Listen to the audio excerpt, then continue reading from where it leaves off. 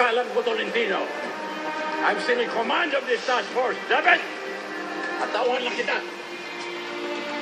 Kaya bitiwan mo si Fatima, ipakukulong kita.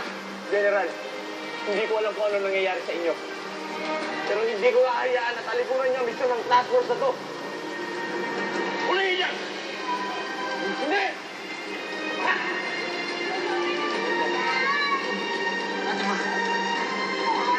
Si tatay. Ikulong yan! Ulihin nga kayo! Bakit ako?